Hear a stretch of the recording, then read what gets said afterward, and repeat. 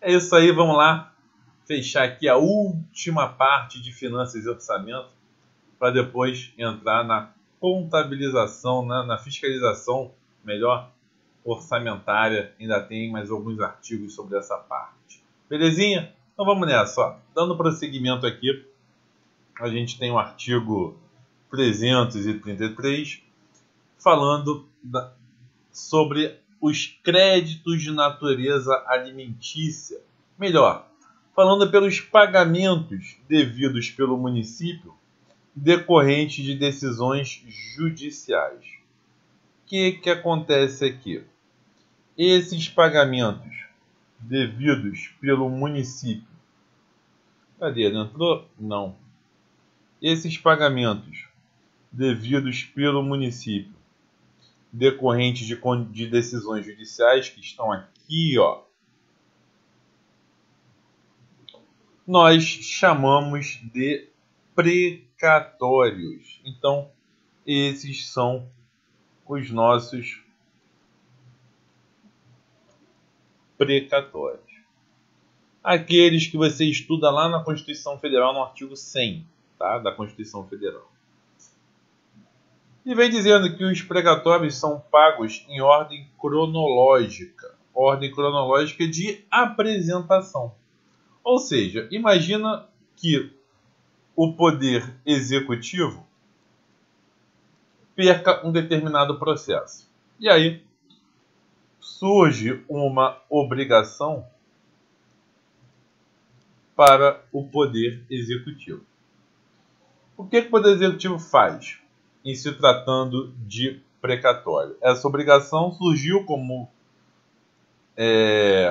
o artigo 333 está dizendo, em razão de uma sentença judicial, né? Show de bola até aqui. O que acontece? Isso é informado ao Poder Judiciário para que o Poder Judiciário faça, né, já é informado na ordem cronológica, do que vai ser pago pelo Poder Judiciário. Ou seja, o Poder Judiciário ele faz o pagamento dos precatórios de acordo com a ordem de apresentação. E aqui o que o artigo 333 nos diz? Que, à exceção dos créditos de natureza alimentícia, é feita essa ordem. Na prática, o que acontece? Existem os precatórios comuns, que vão seguir uma determinada ordem. Tá? Deixa eu sair aqui da frente para poder rabiscar. E existe também os precatórios de natureza alimentar. Então, ó, vai ter aqui o precatório, que eu vou chamar de geral, ou mesmo de comum.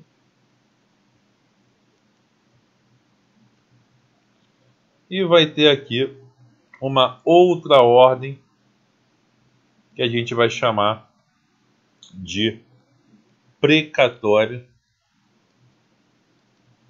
alimentar. E aí, a primeira lista vai ter precedência, que é a lista do precatório alimentar, vai ter precedência sobre a lista do precatório geral, tá? Então, ó, lembre-se que os créditos de natureza alimentícia, eles são pagos com preferência sobre os demais precatórios. O precatório geral seria aquele de natureza não alimentícia, seria o resto. E aí utiliza-se os dispositivos tanto da Constituição do Estado como da Constituição Federal. Belezinha, gente? Entramos agora no último ponto da nossa aula, que fala da fiscalização financeira, orçamentária e patrimonial. Temos aqui alguns dispositivos que se assemelham aos dispositivos 70 e 75 da Constituição. Olha lá. O artigo 334 fala da fiscalização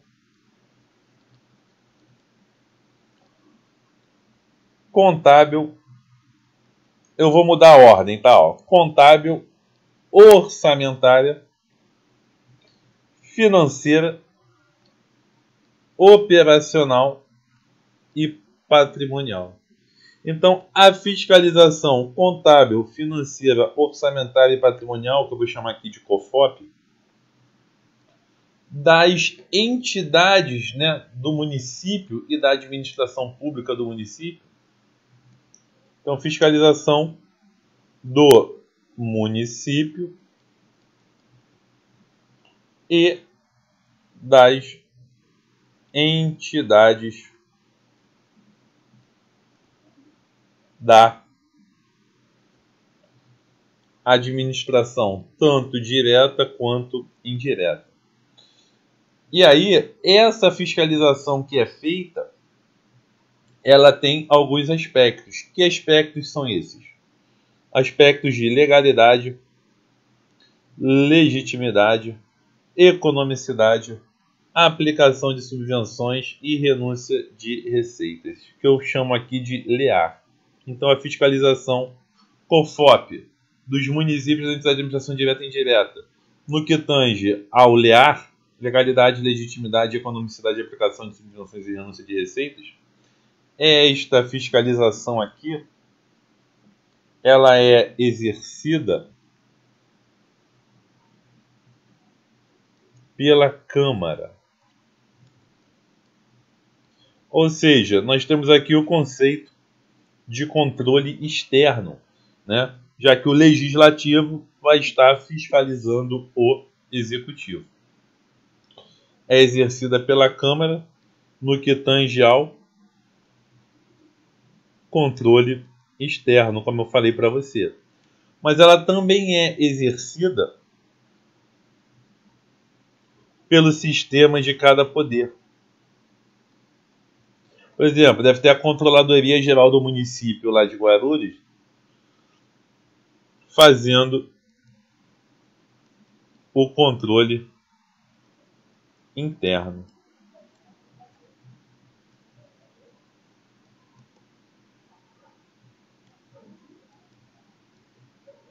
Tá ok? Então fica ligado nisso, tá? O que pode fazer a banca? Pode inverter, pode dizer que a Câmara faz o controle interno e que o sistema de cada poder faz o controle externo e por aí vai. Pegadinhas que podem ser feitas na hora da prova. Quem tem que prestar contas? Qualquer pessoa que utilize, arrecade, guarde, gerencie ou administre dinheiro, bens e valores públicos ou pelos quais o município responda ou que, em nome dessa, assuma obrigações de natureza pecuniária. Então, mexeu com bens e valores públicos ou bens e valores pelos quais o município responda, essa pessoa tem que prestar contas tanto no sistema de controle externo como de controle interno. O parágrafo 2º aqui, ele repete dispositivos da Constituição Federal e da LRF. O parágrafo 2º diz que fica assegurado o exame e apreciação das contas do município durante 60 dias anualmente. Então, do ano inteiro, 60 dias, no mínimo, tem que estar assegurado ao contribuinte a possibilidade de examinar e apreciar as contas do município, aquelas contas de governo que a gente estuda lá no controle externo. E aí, este contribuinte pode questionar a legitimidade dessa conta na forma da lei. Tá? Então, em que aspecto o contribuinte poderá questionar as contas disponibilizadas pelo município durante o prazo mínimo de 60 dias, no aspecto da legitimidade? Na prática, podem se questionar outros prazos, mas nos termos aqui do parágrafo 2º, legitimidade. Tá bom? E esse parágrafo 2º, praticamente, ele repete o artigo 31, parágrafo 3º da Constituição Federal. Isso aqui é o que eu chamo de repeteco, é idêntico. Mas entra aqui um conceito que eu quero mencionar para vocês, que está na Lei de Responsabilidade Fiscal, na Lei Complementar 101. Apesar da Constituição falar durante 60 dias, em razão do princípio da transparência, do controle mais transparente das contas, a LRF prevê que estas contas apresentadas pelo chefe do Poder Executivo devem ficar disponíveis durante todo o exercício. Então, fica ligado na sua prova pelo seguinte: se a banca falar, de acordo com a lei orgânica, as contas do município ficarão disponíveis, falou de acordo com a lei orgânica? Então está blindado. Blindou a questão, você vai marcar o quê? 60 dias. Tá? Blindou a questão, você vai marcar 60 dias. Artigo 335.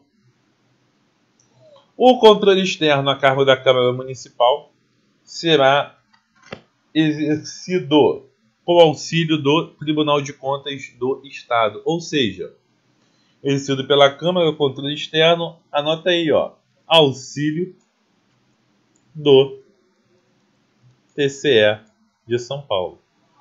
Claire, como assim? O TCE, ele fiscaliza as contas do município de Guarulhos? O TCE não é do Estado? Pois é. O TCE de São Paulo fiscaliza as contas do Estado de São Paulo e de todos os municípios que estão em São Paulo, exceto a capital, exceto a cidade de São Paulo. Porque para a cidade de São Paulo existe um Tribunal de Contas específico, que é o Tribunal de Contas do município de São Paulo. 2 municípios possuem Tribunal de Contas específicos, que são São Paulo e Rio de Janeiro. Tá? Inclusive, do Rio de Janeiro é o tribunal onde eu ocupo o cargo de conselheiro substituto. Beleza? Claire, e no Ceará? Tribunal de Contas do Estado do Ceará, ele fiscaliza o quê? Ele fiscaliza as contas do Estado do Ceará e de todos os municípios do Ceará. Há pouco tempo atrás não era assim, mas hoje, em 2019, é. Claire, então fala outro. Vamos falar outro. Tribunal de Contas do Estado do Paraná. Ele fiscaliza as contas do Estado do Paraná e de todos os municípios que estão no Paraná. E assim vai. Tá? Então, quem fiscaliza as contas, quem auxilia a Câmara no controle externo, em razão da fiscalização das contas de governo da Prefeitura de Guarulhos, é o TCE, Tribunal de Contas do Estado de São Paulo. Belezinha, gente? Continuando aqui, 335, já falei, né? O controle externo a cargo da Câmara Municipal será exercido com o auxílio do Tribunal de Contas, show de bola. O prefeito remeterá ao TCE, até 31 de março do exercício seguinte, as suas contas e as da Câmara apresentadas pela mesa, as quais lhe serão protocoladas na Prefeitura até o dia 1º de março. Então, olha só, faz aqui a linha do tempo. Coloca aqui, 1º de março. O que acontece em 1º de março? A Câmara, o Legislativo, envia as suas contas para o Executivo. Tá? O Executivo vai juntar tudo e até o dia 31 de março ele vai pegar as contas e vai enviar. Opa, peraí que deu uma zica aqui. E vai enviar ao TCE, ao Tribunal de Contas do Estado. Beleza, gente? Claire, em todo o Tribunal de Contas é esse o prazo? Não, isso varia de tribunal para Tribunal de Contas, de município para município, tá? Depende de acordo com cada ente que está sendo fiscalizado. Parágrafo 2º. O balancete da Prefeitura, receita e despesa, relativo, obviamente, ao mês anterior, será encaminhado à Câmara até o dia 20 de cada mês. Então, fica ligado nisso. Por quê? O relatório resumido da execução orçamentária, ele é por bimestre e ele é até o dia 30 do mês subsequente. O balancete não. O balancete ele é mensal e ele é até o dia 20 do mês subsequente, tá? Fique ligado nessas duas diferenças aqui que a banca pode cobrar. Parágrafo 3º. O balancete relativo à despesa do mês anterior do Instituto da Previdência dos Funcionários Públicos Municipais de Guarulhos. Então, o balancete do IPREF, o balancete do ProGuaru, que é Progresso e Desenvolvimento de Guarulhos, ProGuaru, o balancete da SAAI e também da Agência Reguladora de Serviços Públicos de Saneamento Básico de Guarulhos, que é a AGRU. O balancete de todos esses aqui devem ser encaminhados à Câmara pelo Poder Executivo, encaminhados para a Câmara até o dia 20, e isso de forma mensal, tá? E isso de forma mensal. Declare quem são essas entidades, IPREF, ProGuaru, SAAI, quem é esse pessoal? Gente, eu pesquisei aqui na internet um por um para você, tá? E aí eu vi que o IPREF é uma autarquia municipal, ProGuaru é uma sociedade de economia mista, o SAAI também é uma autarquia municipal e o AGRU também é uma autarquia municipal. Ou seja, excetuando-se o ProGuaru, que é uma sociedade de economia mista, todos os demais são autarquias, né, do município de Guarulhos. Belezinha, gente? Artigo 336. Repetindo aí o artigo 74 da Constituição, muito parecido com o artigo 74 da Constituição. Olha só. Os poderes legislativo e executivo manterão de forma integrada o quê? Sistema de controle externo. Ou seja, nós temos nesse artigo as finalidades do sistema de controle interno no município de Guarulhos. E lá vem, ó, avaliar o PPA, as metas do PPA, bem como avaliar a execução de governo e dos orçamentos do município. Tá? Então tem duas metas aqui nesse inciso primeiro. Comprovar a legalidade e avaliar os resultados. Primeiro, quanto à eficácia e eficiência da gestão orçamentária, financeira e patrimonial nos órgãos e entidades da administração. E também comprovar a legalidade e avaliar os resultados da aplicação de recursos públicos por entidade de direito privado. Então, são duas situações aqui também. E por último, obviamente que o controle interno tem como finalidade apoiar o controle externo no exercício de sua missão institucional. Os dois aí atuam, de certa forma, se falando, né? Um tem que falar com o outro. Beleza, gente? Fechamos agora com o 337, dizendo que o município divulgará até o último dia do mês subsequente da arrecadação os montantes de cada um dos tributos arrecadados, os recursos recebidos, os valores de origem tributária entregues a empregar e a expressão numérica dos critérios de rateio. Ou seja, nós temos aqui algumas regras relacionadas à divulgação da arrecadação, né? Importante, até o último dia do mês subsequente ao da arrecadação.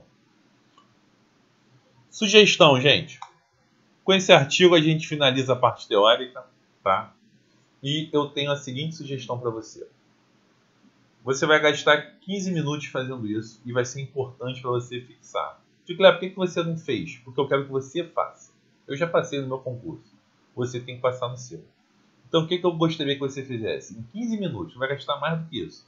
Faz uma lista de todos os prazos que tem na lei orgânica nesses artigos que nós vimos. Tá? Porque esses prazos vão cair na sua prova. Beleza? Eu separei ainda algumas questões aqui pra gente. Só para você ver como que a Banca Vunesp gosta de cobrar o assunto. Outra não é da Banca Vunesp, em especial essa primeira aqui, ó. Caiu no concurso do município de Ilhéus, lá na Bahia. Olha só. Compete ao município instituir impostos sobre. Gente, questão que você já sabe, né? Eu coloquei aqui só para não deixar nenhuma dúvida. Propriedade de automotores que circulem na área urbana. Isso aqui é IPVA. IPVA é estadual. Letra B, IPTU. IPTU, realmente, IPTU é municipal. E a afirmativa 1 pede o exceto, né? A questão pede o exceto. Então, exceto já é letra A, já é o IPVA. A letra C fala do ITBI. A letra E fala do ISS. E a letra D fala do IVVA. Cléber, mas o IVVA não existe mais. Pois é. Mas aí se você tem na questão um tributo que não existe mais, mas que quando existiu foi de competência do município, e o outro que é o IPVA, que você tem certeza que é de competência estadual, você marca aquela que você tem total certeza. A questão tá feia? Tá, a questão tá feia. Mas acerta ela, tá? Mesmo ela sendo feia, acerta. É igual no futebol, não tem gol feio, o importante é fazer gol. Beleza, gente? Mais uma questão aqui, ó. Compete ao município instituir o quê? Ué, faltou aqui numerar, né? Faltou aqui numerar. Na verdade, essa aqui é a 2. Mas deixa, vai ficar assim mesmo. Vou botar aqui na mão, ó. Essa aqui vai ser a 2. Compete ao município instituir letra A, ITR. Não, ITR é da União. Letra B. Imposto de transmissão causa-mortes a qualquer título. Causa-mortes não, causa-mortes é do Estado. Tá errado. Letra C. IVVC, tá aqui o maldito do IVVC. Quando ele existiu, ele era municipal. Vamos ver se tem algo melhor? Letra D. ISS não incluído na competência estadual. É ele, letra D, ditado. Bem melhor do que a letra C. Entendeu? Pô, Cléber, outra questão feia? Pois é, e essa foi da Vunesp, tá? Outra questão feia que foi da Vunesp. Marca o X no lugar certo. Isso é o importante. E a letra E está errada porque fala que o serviço é genérico e indivisível. Está errado isso. 3. Que vai virar 3 agora. É vedado ao município. Mais uma questãozinha da Vunesp. Cobrando aí o assunto limitações ao poder de tributar.